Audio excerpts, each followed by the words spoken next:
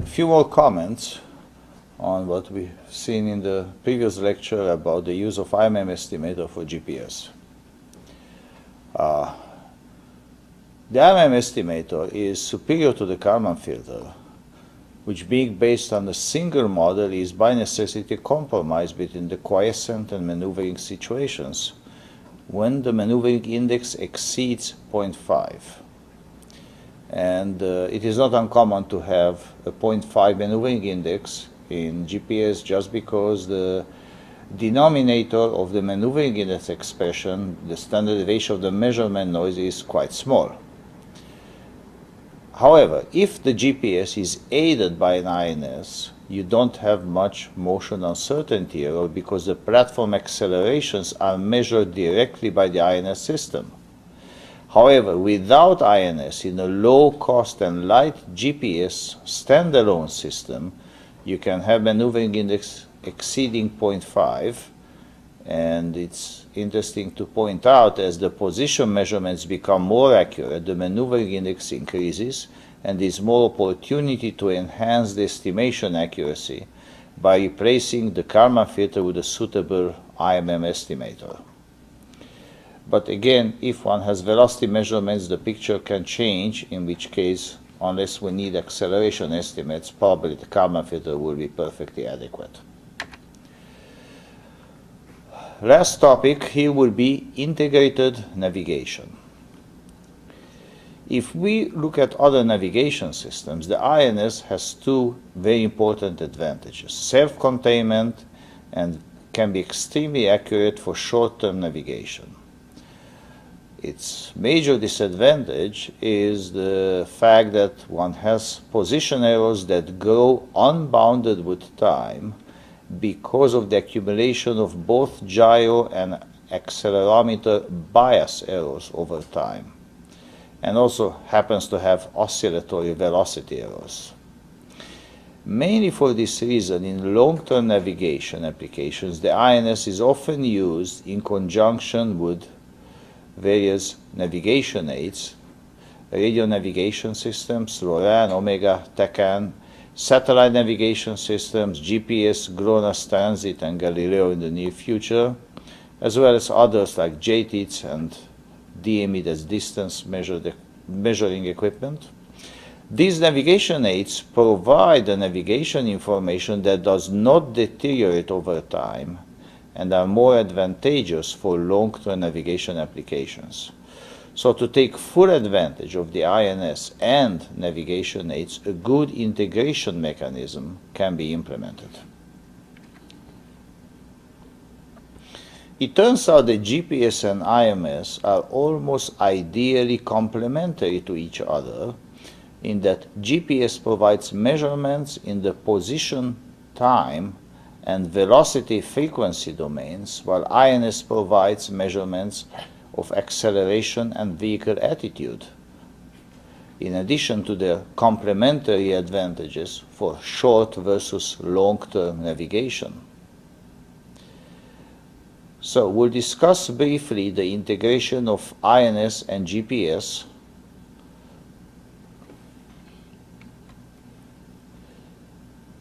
If one of the systems is treated as a primary navigation means, there are two general approaches to integrating INS and GPS. Can be GPS-aided INS and INS-aided GPS. In the first approach, the additional measurements provided by GPS are used to aid the INS for navigation by correcting the INS navigation errors due to gyro drift and accelerometer bias. In the second approach, the INS measurements are used to improve the GPS positioning accuracy by estimating the errors caused by the various measurement errors and possibly poor G-dot as a geometric dilution of precision. So these two approaches clearly rely more on the integrity of INS and GPS respectively. Since INS is superior to GPS in terms of self-containment, it is more natural and advantageous to have a GPS-aided INS because GPS can be denied in some circumstances, or even being within a city between tall buildings blocks the direct view of satellites, and therefore GPS coverage can disappear.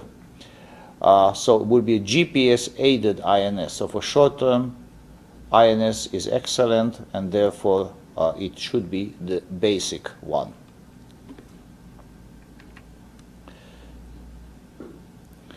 It is worthwhile to know that integrated navigation is really a special problem of data fusion, and thus there are several effective data fusion techniques which are potentially applicable to integrated navigation. Data fusion is a problem that can be loosely stated as how to best extract useful information from multiple sets of data from different sources that are available. Since navigation is concerned mainly with the state estimation for the vehicle, the most relevant results in data fusion are those dealing with estimation. We'll take a quick look at complementary filtering, and then there are some estimation fusion approaches which have potential application to GPS. The integration by complementary filtering can be done as follows.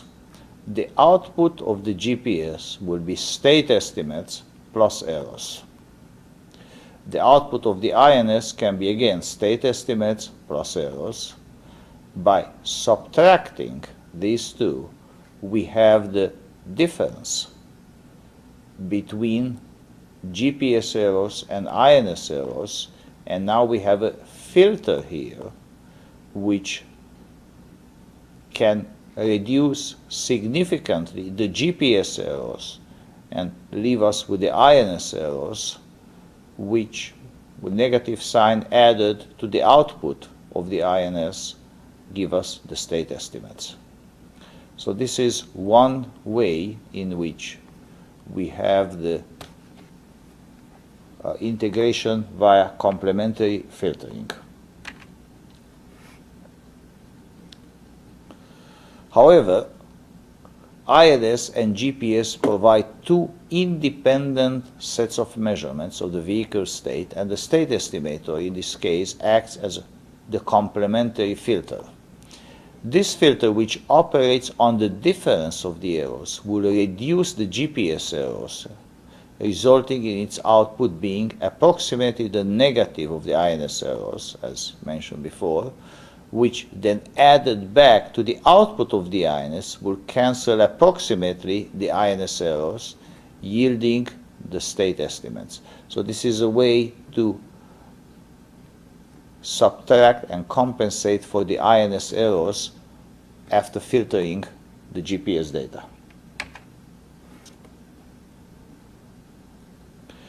One can rework that configuration and have what's called the closed loop integration of INS and GPS, the feedback version.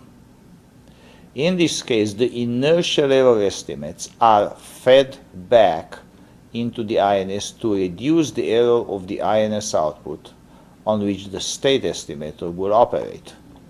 So, with the GPS putting out state estimates with errors, the INS putting out its estimates with errors, doing the subtraction, we get really the difference between the GPS and INS errors, which now, after filtering, almost or mostly eliminates the GPS errors.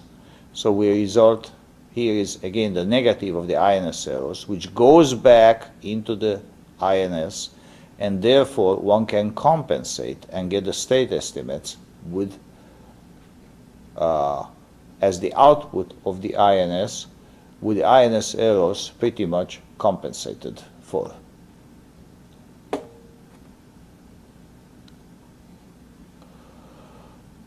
There is a linearization that has to be done here. in the same spirit as that of the extended Kalman filter, a linearization about the latest state estimates, which is different from the linearized Kalman filter in the previously shown open loop configuration. Whether closed loop or open loop configuration is superior depends primarily on how accurate the INS outputs are, and they are in general better for long-term and short-term navigation applications respectively. So the closed loop is better for long-term, the open loop is better for the short-term navigation. Now, here is the results for centralized estimation fusion, which can be used to integrate INS and GPS outputs. There is another way of integrating INS and GPS is by employing an optimal filter that utilizes all the measurements from both INS and GPS. This is centralized estimation, or it's called a tightly coupled configuration in INS-GPS integration. As we'll see in a moment, in this configuration, both raw measurements from GPS and INS, pseudo range, delta range, and the output of the INS are fed directly into the integration filter. The major advantage is here the flexibility of the filter in the integration filter in processing the GPS data from each satellite individually, because they are uncorrelated across satellites. So this is the GPS measurements, and the INS data goes directly into the integration filter, and you get the state estimate out. So this is the tightly coupled integration configuration. But there's a disadvantage: heavy computational burden and very poor fault tolerance. The state is in the, our state space model would now have to include all the state components for the error processes for both the inertial sensors and the GPS receivers, as well as the kinematic state components of the vehicle. In GPS there was only the last two, not the first here. This is a very high dimensional filter with more computational burden, and the filter is vulnerable to failures of any part of INS and GPS. So it is really critical that none of the inputs are disturbed or missing.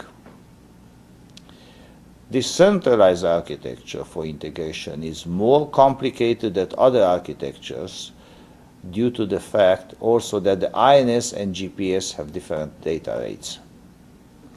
For improved fault tolerance, it is better for the integration filter to process the measurements one by one or in a sequential fashion with a built-in mechanism of detecting and ignoring faulty measurements. Since sensors can put out faulty measurements, definitely some protection against such measurements is very important here, because there is a single processor and a single output here. Is another way that can be done when we implement integration is use distributed estimation fusion. So in addition to this tightly coupled configuration, the integration of INS and GPS can be loosely coupled. This loosely coupled configuration is also called cascaded filtering, since it involves two filters in a cascade. Here's the GPS receiver front end. Here are the GPS measurements. The GPS filters are here, putting out GPS state estimates.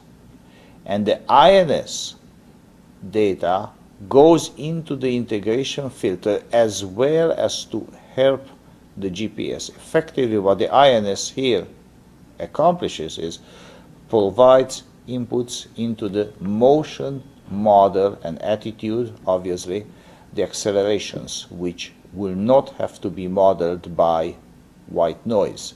So therefore, we have a lot less motion uncertainty in the state equations in the GPS. And this is called the loosely coupled configuration.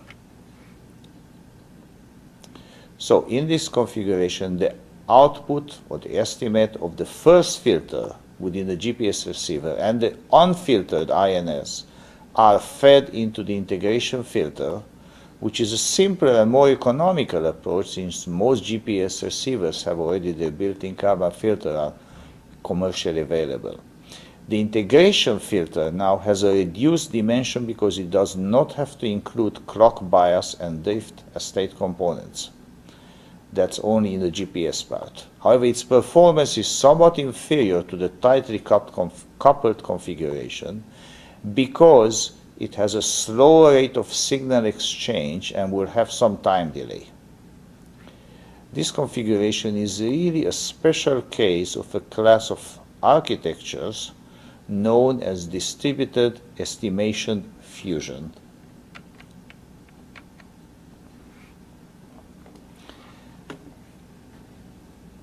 In distributed estimation fusion, when it's used for INS GPS integration, what is done is the following. There are two filters running in parallel, one for the INS, one for the GPS. The final platform state is obtained by an integration filter which combines or fuses those estimates coming from the two separate filters using appropriate fusion equations, and will present some simple fusion formulas. If we have state estimates which have uncorrelated errors, namely an x1 hat state estimate with covariance p1 hat and x2 hat with covariance p2. Say these are the optimal linear estimates of the same parameter or state x and the associated covariances now, using two different measurement sets from sensor of type 1 and sensor different one from type 2. One would be GPS, one would be INS. Now, if the estimation errors associated with x1 hat and x2 hat are uncorrelated, the optimal linear estimator that relies on these measurement sets, Z1 and Z2, can be shown to be as follows. The fused estimate, x hat, is a weighted average of each of these estimates, speaking in a scalar manner, divided by their covariance and then multiplied by the fused covariance. And the fused covariance is exactly like you would add in electrical circuits conductances in parallel. So the total, if you put the -1 to the other side, it's a P inverse is P1 inverse plus P2 inverse. This is additivity of information under the assumption there is no correlation between the two sources of information. And here we have the way the one which has the larger variance gets the lower weighting because it is effectively divided by its variance. So relying obviously more heavily on the higher accuracy or small variance estimate makes a lot of sense, and these are theoretical equations that have been derived rigorously. So these are the fusion equations, and the implementation would be just to use covariance from the INS and from the GPS, their inverses multiply the corresponding states. Really what we should do is, because the states are not the same, just take those components of the states of interest, namely position and velocity typically. Now, the next question is there such a thing as estimates with uncorrelated errors? We indicated that these formulas are correct and have been derived under the assumption that those two estimates have uncorrelated errors. When one estimate of a state which evolves according to a dynamic equation that includes process noise and with measurements for different sensors with independent measurement noise. That's what we have from two sources. The corresponding estimation errors will be correlated because both are affected by the common process noise. Remember, the error in state estimation at each end of output of each filter depends on the process noise and on the measurement noise.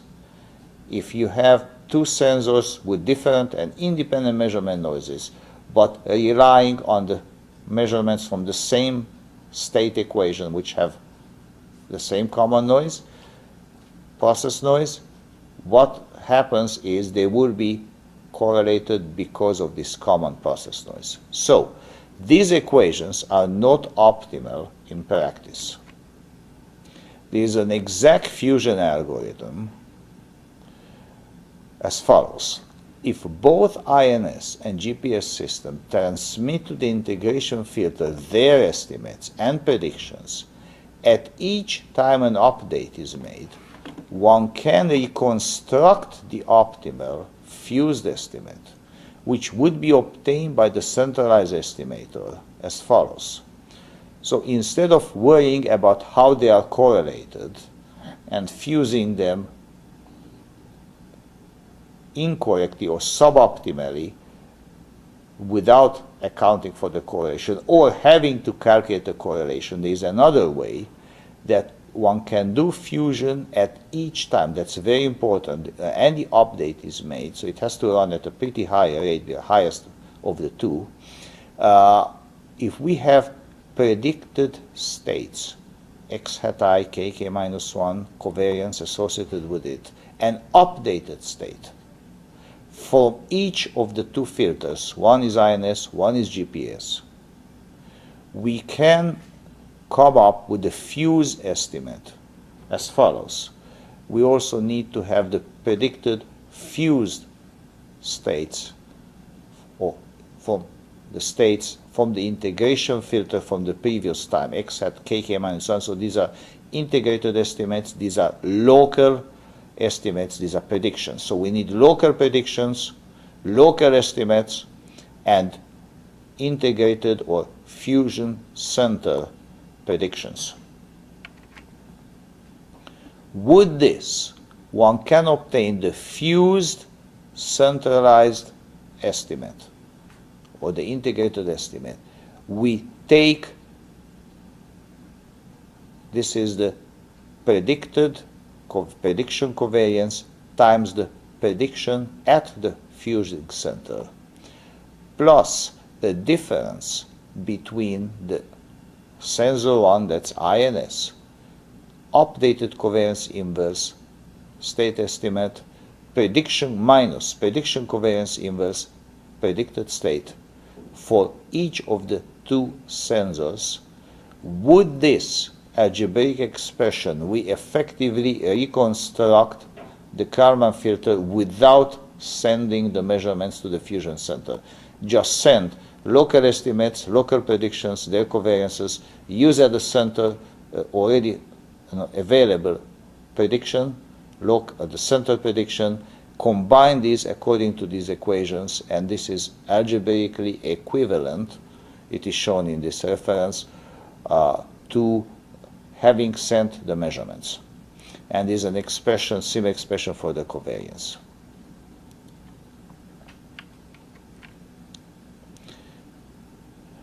When we would apply this fusion result to INS GPS integration, have to keep in mind a couple of points. The INS filter usually estimates only the errors of the INS outputs, so fusion of INS and GPS should be done for the estimates of the full state, which requires calculation of the error state estimates plus the INS outputs, which means they have to be compatible. Second, the filters for INS and GPS have different state components. Already mentioned this before. The GPS usually does not yield an estimate of attitude directly. So there is a problem of compatibility that has to be resolved, and we can do position and velocity, it is common. So pick up the common states between the two, fuse them. There is no attitude information except for the INS, and that's all that can be obtained. But position and velocity can be and should be fused. And this completes our review of navigation and tracking and, in general, information extraction, which is a prerequisite for data fusion. Thank you.